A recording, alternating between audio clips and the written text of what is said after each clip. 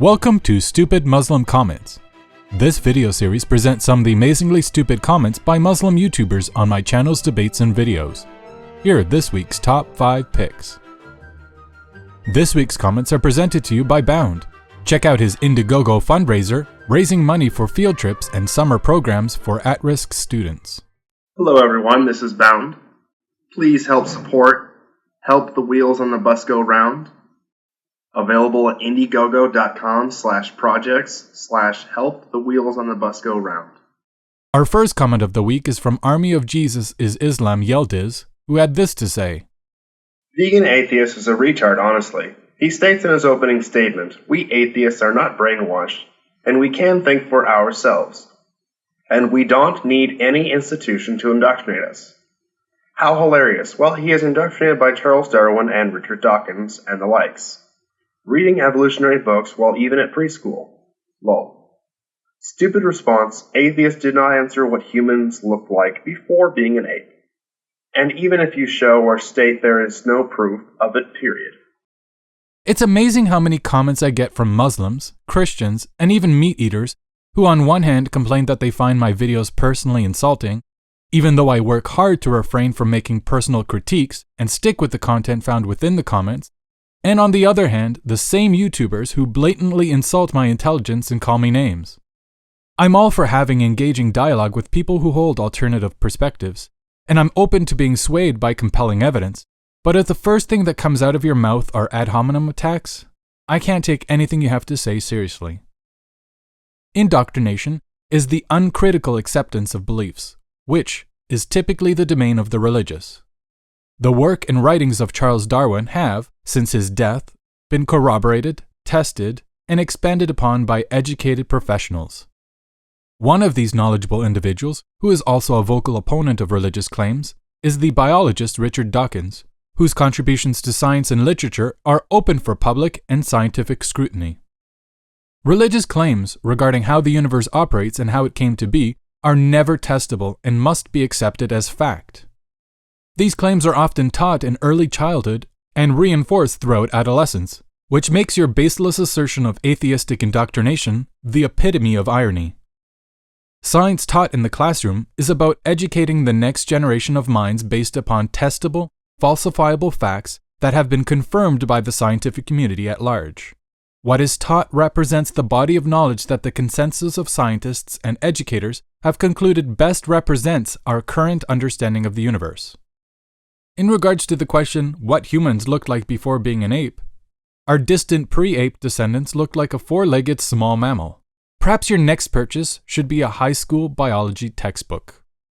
Our next comment is from Aman Zeb Khan, who said, I don't see why you are judging Islam without studying it first. Look at this video, it talks about how the human embryo is described in the Qu'ran, and also at the start, there, is statement in which Y Professor Keith I. Moore says that the description of human embryo in the Quran cannot be based on scientific evidence. The only reasonable conclusion is that these descriptions were reviled to Muhammad by God. Life is short and precious, and there are not enough hours in a day to spend one's life studying all the world's religious texts to uncover if they hold a glimmer of truth. I rely on the scholarly consensus of those I deem to have little to no personal bias affecting their observations of the content found within the texts. Of course, no one is without bias, but it is reasonable to assume that a fundamentalist Muslim apologist will hold a skewed, positive bias towards their chosen religion, while a non-religious atheistic Quranic scholar will hold a more balanced and defensible position. Those who hold a personal stake in their argument rarely remain objective. Let's now address this supposedly profound description of the human embryo found within the pages of the Quran. Are you ready to be absolutely amazed? We created man from an essence of clay, then we placed him as a drop of fluid in a safe place. Then we made that drop of fluid into a clinging form, and then we made that form into a lump of flesh, and we made that lump into bones, and we clothed those bones with flesh, and later we made him into other forms. Glory to be God, the best of creators. Yes, folks, this is it. How utterly underwhelming. This is the supposed proof of the Quran holding scientific secrets unknown to the people of the time. Funny how only after nearly 200 years of embryonic research did Muslims come up with a way to try and attribute these obviously non-scientific Quranic verses to actual science. What good have these verses done for the last 1400 years? Is this really Allah's way of proving His existence to the people of the 21st century? The only reasonable conclusion is that the Quran is no more proof of God's existence than any other religious text written by man over the ages. Jocelyn Posnecker is next with this breath of fresh air. If you woke up one morning and found that you are now blind, who do people ask for help? Of course they ask God, the one who gave them sight before, to restore their sight. Typically, what has been found is that many men have not been grateful to God. Oh God, I never want to be ungrateful to you.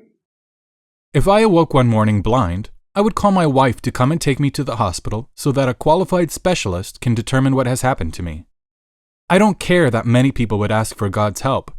That's no more proof of His existence than children sending letters to Santa Claus asking for presents. My ability to see was developed in my mother's womb through natural processes, and not by the handiwork of an invisible, mysterious, shy man in the sky who can't seem to bring around enough courage to reveal himself, if he exists. How can anyone be grateful to a being we can't even be sure exists? We have no reason to believe that God exists or reads YouTube comments, so trying to communicate with Him on my videos is premature. How can you be sure that Islam is the way to God's good graces, yet 2 billion people believe that Jesus is the only way there? Millions of people used to believe in Thor, so does he exist? Would praying to Vishnu make any measurable difference in one's life, since millions more believe in his existence? Since I've stepped away from religion and belief in a God, I clearly see how man-made beliefs of God are. You find all across the globe countless religious sects believing in less than paper-thin evidence for their particular deity. People devote their entire lives to these figments of imagination, believing in all honesty that they alone will be rewarded by their invisible friend. I implore you and other religiously minded people to start activating your critical thinking and skepticism, as these beliefs in a creator are the result of an overworked imagination and a strong desire to believe the world is something it clearly is not. Next up is one guy, one last name, who said this. All I can say is that you are stupid, but you know not he is. I will give you one example. At 117 you say, I am comfortable with stating, I don't know. No way you do. Let me give you a very simplified example. Police come across dead body. They have 3 witnesses. Number 1, a one who believe that X guy did it and it is a murder. Number 2, who says, I do know, and walks away. Number 3, how turns to the first guy and says, it is not X guy, or even any other murderer who did this. The death happened by chance. Obviously the third guy have to prove his statement. He is not like the second guy, who knows not, nor keeps arguing. My friend, try to know who you are. The third guy, who is an atheist in this case, needs evidence for his belief in his statement. Or proof, if he knows his statement is true. Not even only a belief. The second is an agnostic, and the first is an theist, who also need to give not a proof for his belief. Now, because you are an stupid, arrogant, superficial, and uninformed atheist who is lost and even knows himself not, I pet you cannot answer before you try to read and analyze my argument. Take it no personal. It is just the experience I have with you guys. True. There is no think modern about atheism. It is as old as the religion, but it is a negative, failed religion. If you are an intelligent person, and I swear, I doubt it, you would call yourself an agnostic plus whatever shit you like. Oh, look again. Another comment that starts off with a personal attack of my intelligence. Thanks for that. The next utterance from this kind YouTuber is an accusation that I lied in a previous video. Let me repeat for you once again, with all the honesty I can muster. I am comfortable with stating I don't know, when speaking about things that the brightest and most accomplished humans on the planet have not yet figured out. Let's dive into this example that will somehow prove that I am not comfortable with not knowing. I will restate the above scenario in order to provide a clean, concise version for others to follow along. A dead human body is found by the police in the presence of 3 eyewitnesses. The first eyewitness believes he knows who the murderer is. The second eyewitness is not actually an eyewitness and does not know anything. The third eyewitness believes the death happened by chance. This example is flawed for a number of reasons. 1. There is not enough information to come to a conclusion, so unless there is some DNA evidence, video surveillance, or motives, this case cannot be solved. 2. Eyewitnesses are notoriously poor at detailing accurately the events of traumatic events. How many people have been locked up in prison due to mistaken identity or false testimony of eyewitnesses? In this particular scenario, you have only one person who actually claims to have seen anything. The other 2 don't have anything to offer. How do you know that the first eyewitness is telling the truth? Perhaps he is the murderer. Perhaps he is crazy and imagined a scenario that didn't happen. There are possibly thousands of reasons why this eyewitness could be wrong. 3. The cause of the death, for all we know, could have been natural. You didn't indicate if the dead person was very old or very ill. Perhaps the dead man or woman was suicidal and had swallowed some pills or jumped off a roof. Perhaps his or her death was a freak accident. We know that humans do not just spontaneously die without a cause, as we have a long history of examining cadavers and the ways in which living beings die. 4. Unlike our extensive knowledge of how typically humans can die, and the evidence that can be uncovered by professionals, we have no evidence that a God exists and that he created the universe. The only rational conclusion to the great mysteries of the universe is to admit ignorance and to strive to uncover the truth. If evidence can be uncovered, then we have advanced our understanding of the cosmos. Now to address the remaining few points brought up in the comment. A few more insults directed at my intelligence and motivations, sprinkled for good measure, followed by a quick instruction not to take the personal attack personally. Next, a claim that atheism is not modern, and a pronouncement that it is a negative failed religion. To these points, I would say, A. I've never claimed atheism to be modern. B. Atheism is not a religion, but rather a position on a single issue. Does a God exist? No, due to the lack of evidence. Atheists hold all sorts of other perspectives, and none of them have anything to do with atheism. If I told you I don't believe in Morlocks, does that tell you anything else about what other beliefs I may have? No. I am an agnostic, atheist. These are not mutually exclusive terms, as I don't know if a God exists, agnosticism, but cannot believe he exists due to the lack of evidence, atheism. One is a knowledge claim, the other is a belief claim. And our last comment of the week comes from Batcher Bushimla, who said this: God let everything happen. Wars, torture, killing, and much more. But all of this is see which way you choose.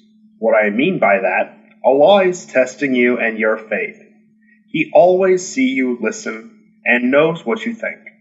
If you're following Allah's way, you will definitely get an afterlife in Jannah and live it for eternity. You will get anything you desire for and will never be down, sad. You will always be happy. But all of this will happen if you follow Allah subhanahu wa ta'ala's way. If God exists and he's omnipotent and omniscient, and he has allowed for everything and anything to happen, including wars, torture, and killing, then he is a sadistic monster not worthy of our affection or attention. Batcher Bushimla would have us believe that the world is a board game for God, in which he throws obstacles in our way and sees how we react, and then ultimately punishes us for eternity if we react in a way that he deems unbecoming. I find it hard to accept that a being capable of creating the universe and all its laws could find no better way to pass his time other than to play games with his creation. Why does faith, i.e., belief without evidence, matter so much to this God? What does it say about a God's perfection if he had to make an imperfect world and have billions of his intelligent creations murder, rape, and torture each other over the centuries in order to weed out which beings are most worthy of his presence in heaven? If Allah exists, and He really wanted everyone to join Him in paradise for all eternity, and He has strict guidelines for who may gain entry, why not be absolutely transparent with His wishes and commandments? Why speak through ancient texts full of mistakes, clear immorality, contradictions, and fantastical mythology? If I were to design a device that had to perform in a very specific set of parameters, and failure to do so would cause mass death and suffering to everyone around, would it not be crucial to provide, at minimum, a manual that is 1. Clear and easily understood, 2. Very detailed in explaining how to handle the device, and 3. An explanation of the consequences if the user fails to follow the instructions? What would be even more appropriate would be to explain and demonstrate the device's instructions in person to ensure there is no room for misunderstanding. I'm not all-knowing and capable of doing everything, and yet I have better sense than this yet to be confirmed Allah. Religious people of all walks of life like to regurgitate and parrot back the indoctrination that was fed to them. They all claim to be the bearer of the real truth, the correct instructions that will lead one to a blissful life for eternity. Religions seem to be pressed to convince their members to idealize faith as if it's the most desirable trait, and yet in reality, it's the element that I find the most dishonest and repulsive. This week, I will leave you with a bonus comment for you to enjoy. If you can make sense of it, you are a better person than I. Atheist, how create you? Who made you? Of what? Why are you created? You will be a human when you die. What will happen? You will be ripped, then nothing. Ask this question to yourself. There you have it. 5 stupid comments from 5 different YouTubers. Which comment would you vote to win the Dumbass Comment of the Week award? Would it be 1. Army of Jesus is Islam Yildiz, who thinks that atheists are indoctrinated by Darwin and Dawkins? 2. Aman Zeb Khan, who is convinced that a few vague passages in the Qu'ran that supposedly describe the development of the human embryo is proof that Allah exists? 3. Jocelyn Posnecker, who thinks that just because many people would pray to God if they suddenly lost their ability to see, that a God therefore must exist? 4. One guy, one last name, who thinks that spewing personal insults and accusations of lying are the way to convince an atheist that belief in Allah is rational? Or 5. Bachelor Bushemla, who believes that Allah has allowed death and suffering in this world to test our faith in His existence, that He has not otherwise demonstrated. To vote, leave your choice in the comment section below. Choose only one winner. Results will be available on my Facebook page and Google Plus page 1 week from today on March 21st. Check back to see who won. If you enjoyed this video, please consider pressing the like button and share with everyone. If you would like to submit a video or audio reading of an upcoming stupid comment, send me an email to TheVeganAtheist@hotmail.com. Thanks for watching. Want to see more? Click subscribe and keep an eye out for the next Stupid Comments video coming out next Friday. Follow me on my Facebook, Twitter, and Google Plus pages. Links are in the description. Lastly, head over to my channel and check out all the debates, presentations, and videos.